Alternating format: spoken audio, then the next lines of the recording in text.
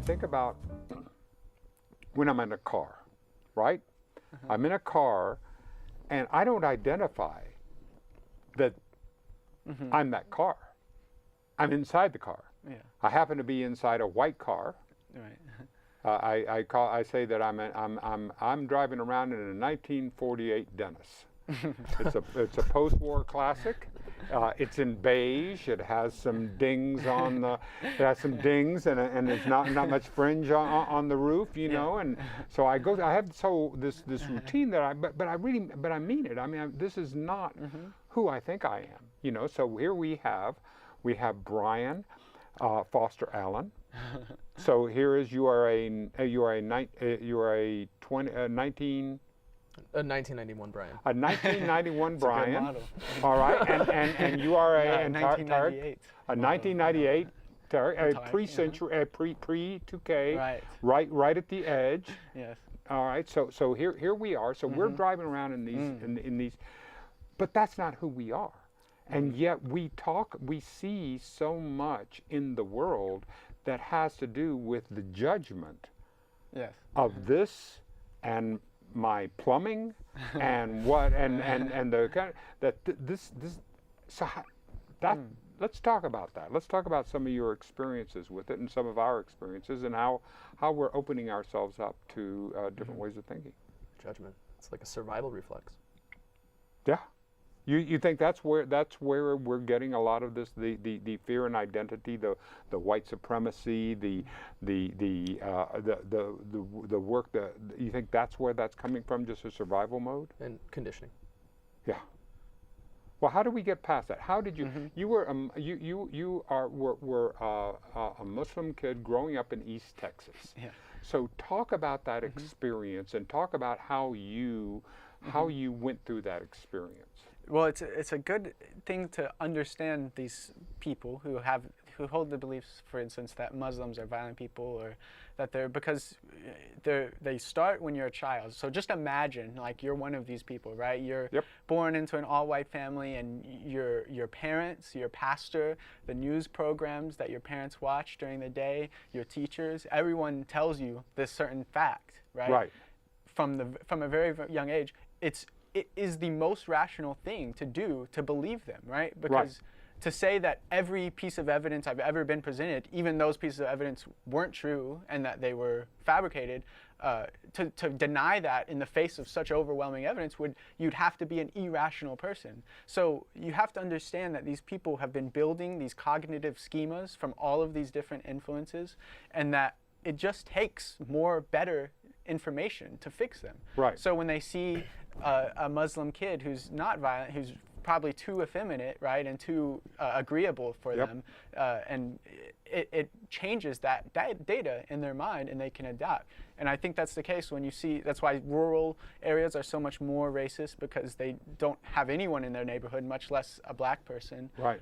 And so when you have just better data presented to people like this, they're capable of adapting. But even though you're talking about data, even though it's data, we're talking about an emotional level. So how does data and emotion, because I look at this, I mean, I look at some of the, I sit there and I go, well, now wait a minute. There is no way. Like for example, I believe in a woman's right to choose. I believe that a woman is to make that decision. And so therefore I approach those people who I meet from a rational level and say, I'll tell you what, I know how we can both get to where you want. Why don't we fund contraception? Yeah. Why don't we fund sex education?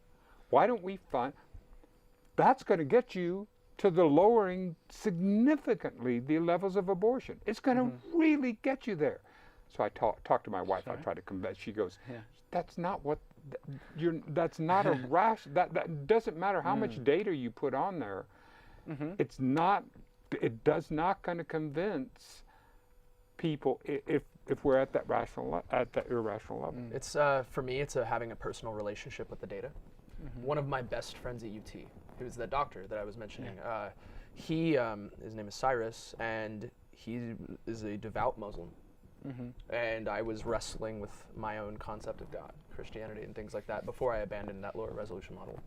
And my personal relationship with him allowed me to see, like, okay, there's something more going on here. And at a certain point, I kind of realized that him and I were kind of going to bow before the same God.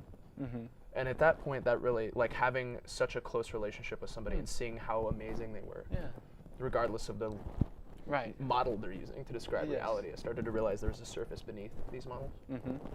That's what I love about the concept of diversity, is that we were talking to Yarley, one of the guests that we had on, and he's a scientist from Southwestern University, and we were talking about that, and we were talking about the value of diversity.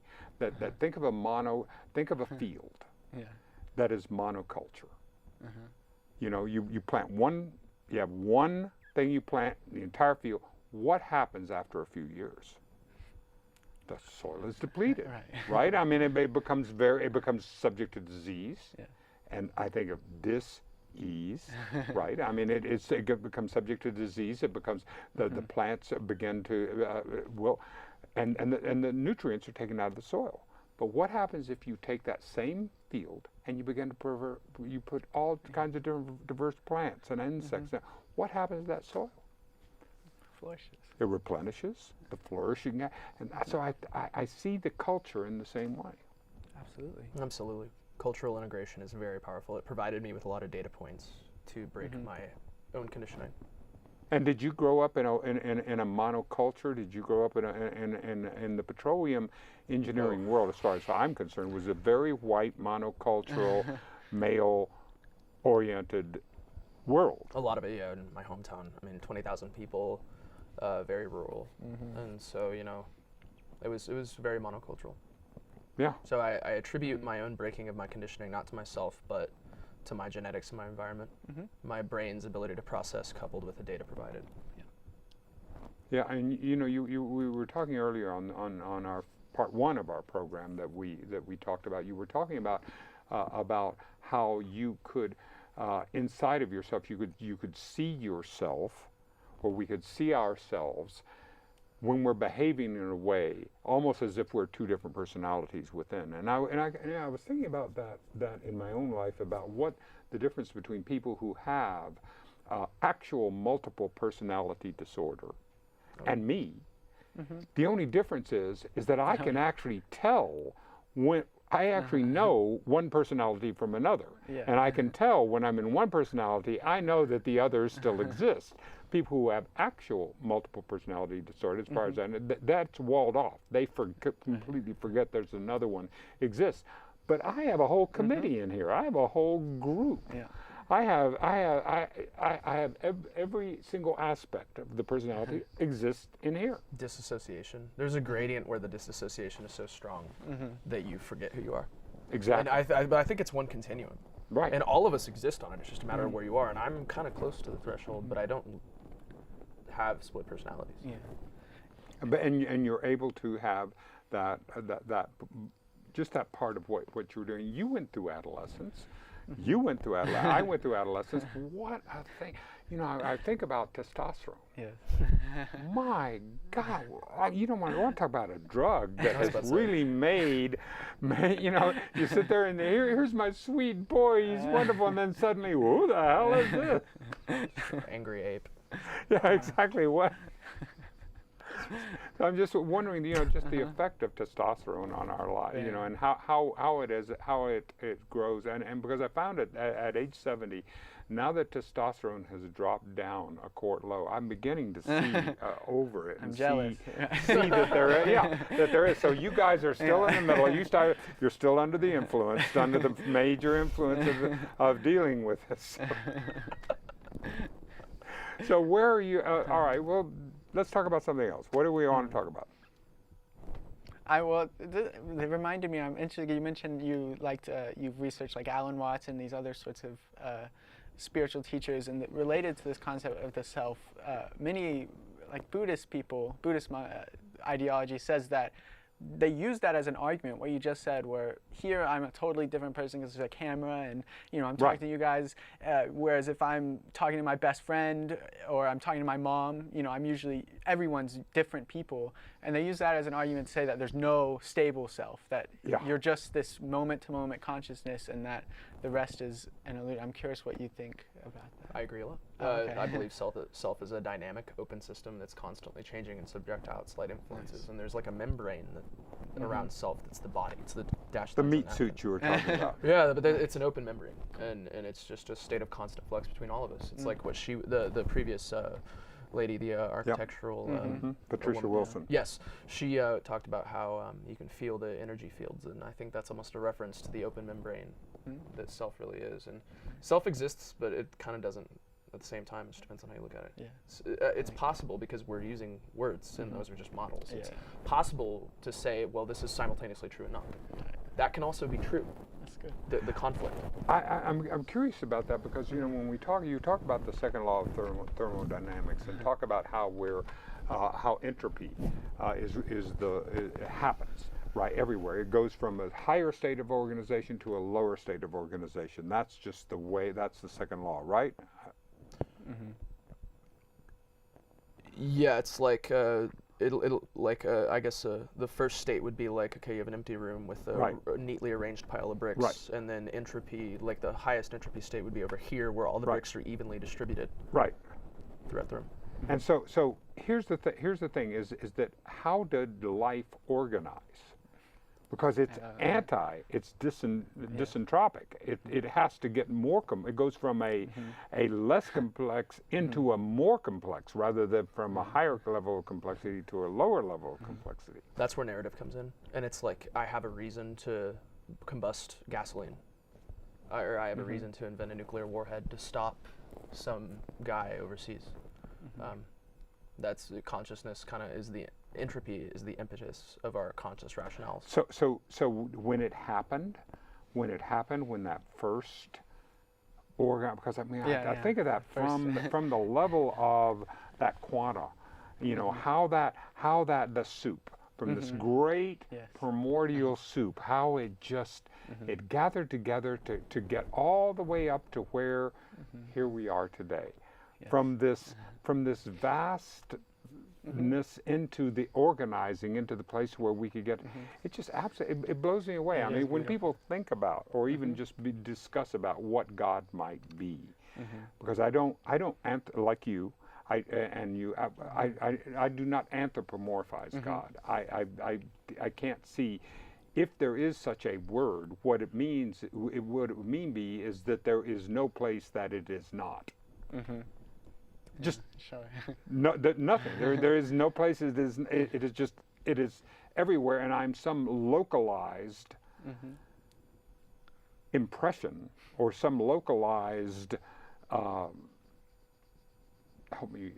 I'm a localized node of the entire that has everything in the same way that a raindrop has every element of the ocean. Yes. Even though it just happens to be gathered up into a globule, but it still has every single element of the whole ocean. Patterns within patterns. Yeah, that's what, because I think that's really what people want from this spiritual feeling, is a sense of connectedness to the going-ons of the events around you.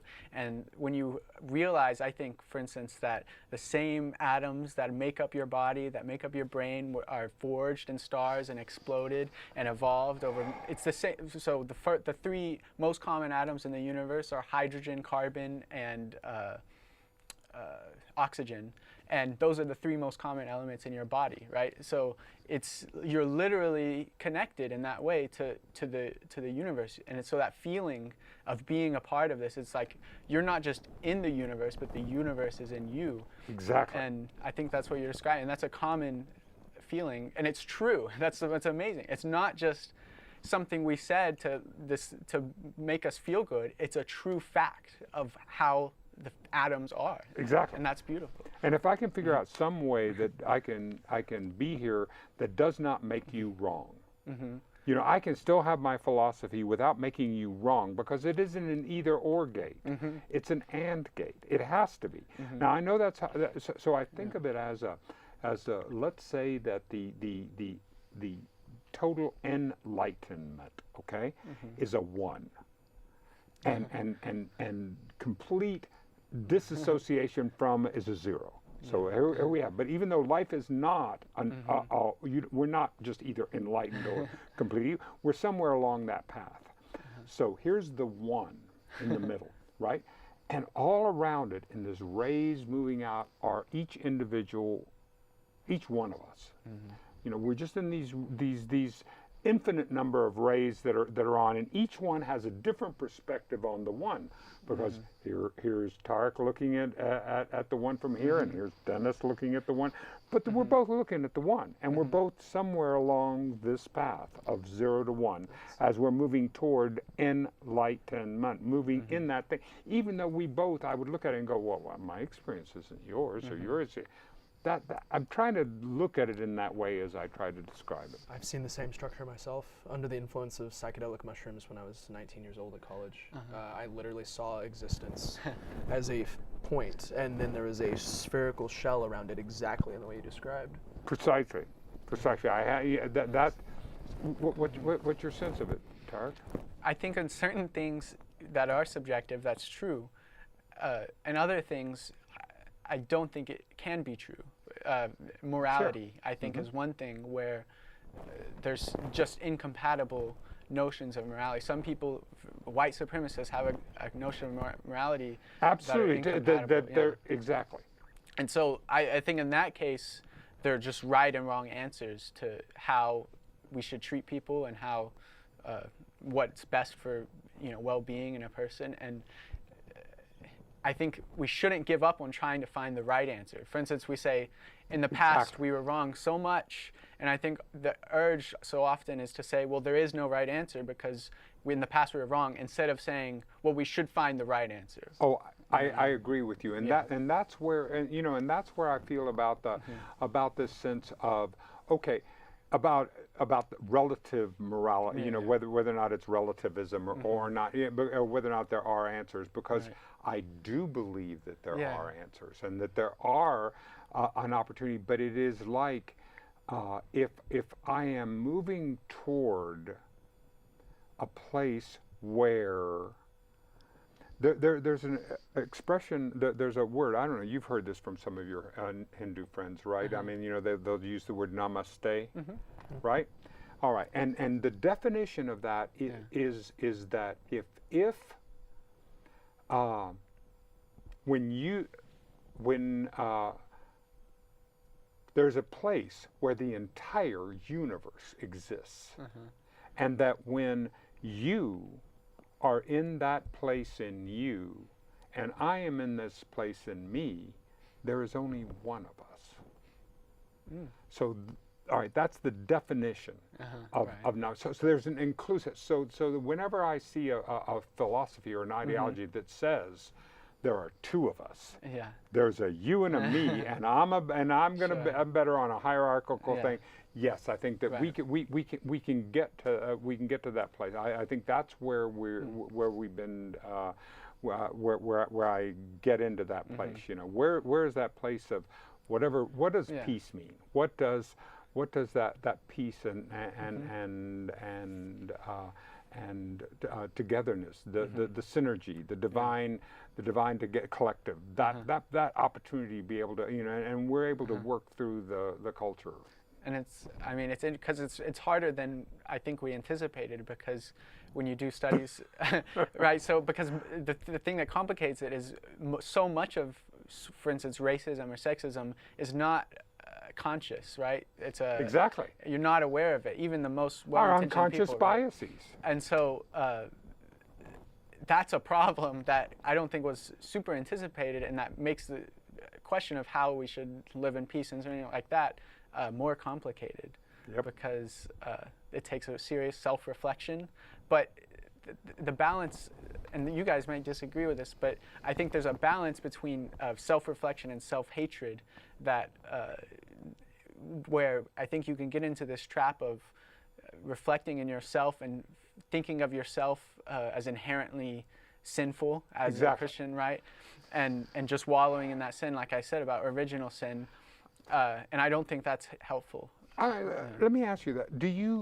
This concept of original sin, honest to God, I don't understand.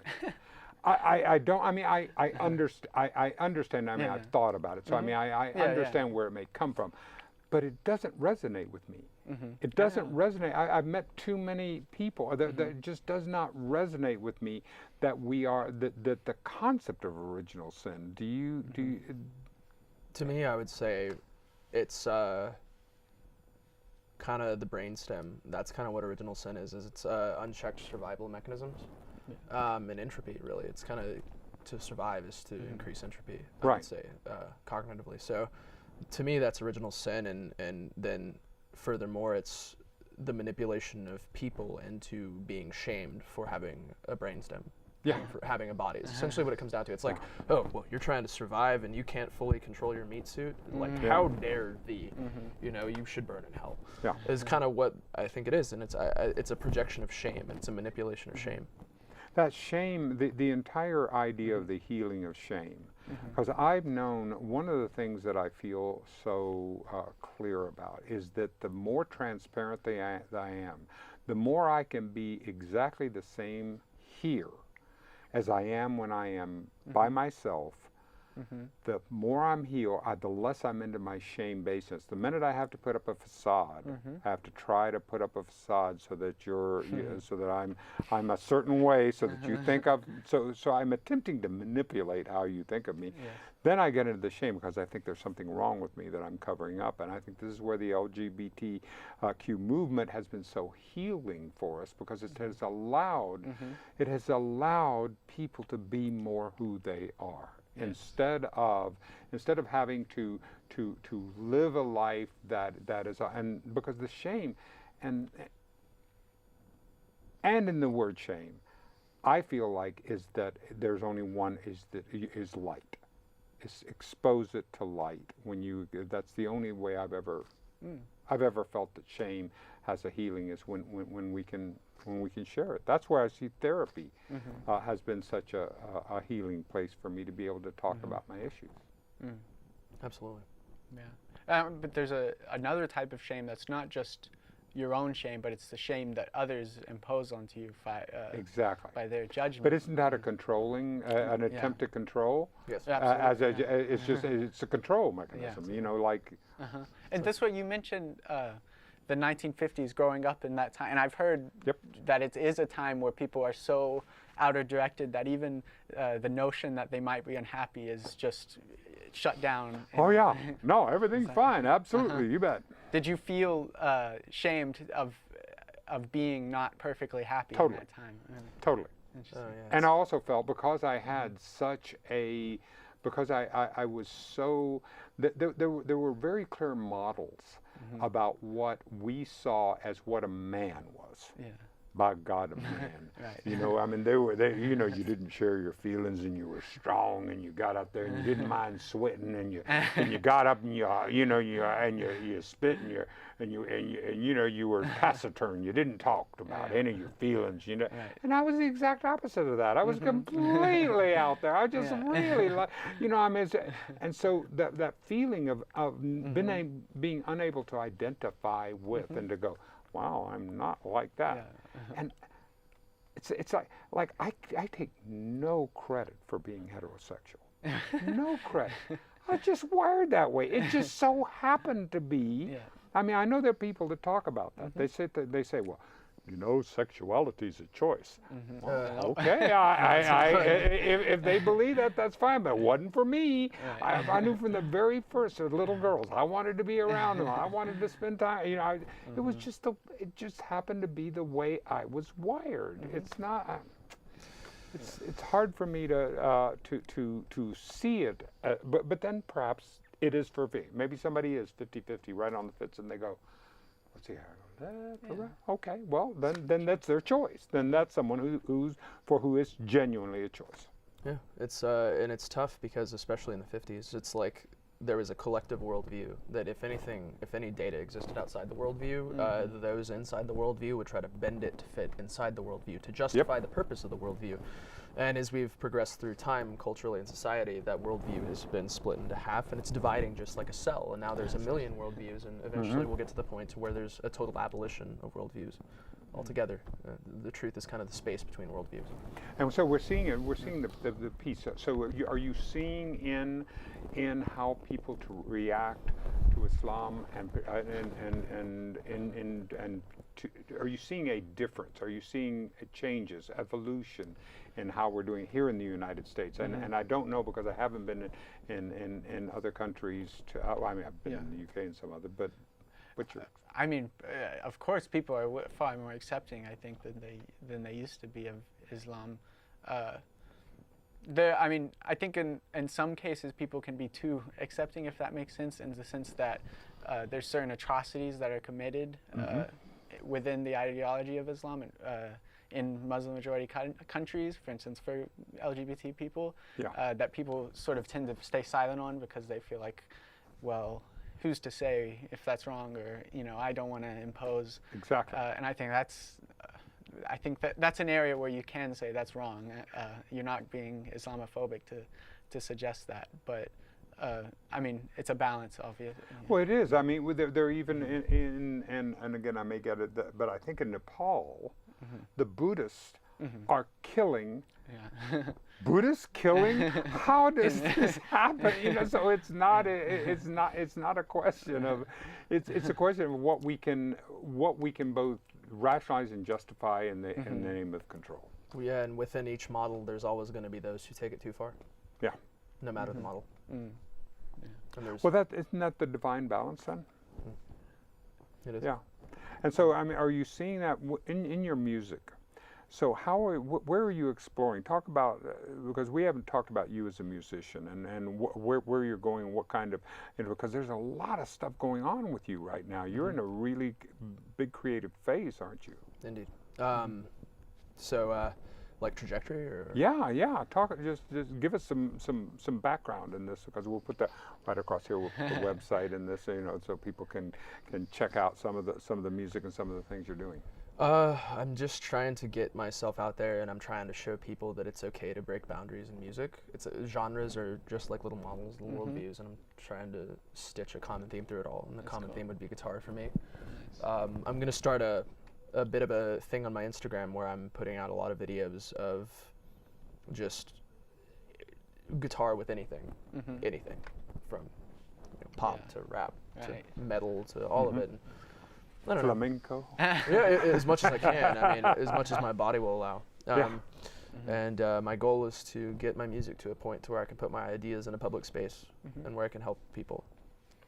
And that's kind of really what musical is a vehicle. But it's also a vehicle for a rigorous challenge, because my ego will always exist no matter what. And so if I put my ego to a challenge instead of like letting the ego idle and project all of my stuff onto others, I'd rather just project like onto an instrument and just kind of hone all of my stuff.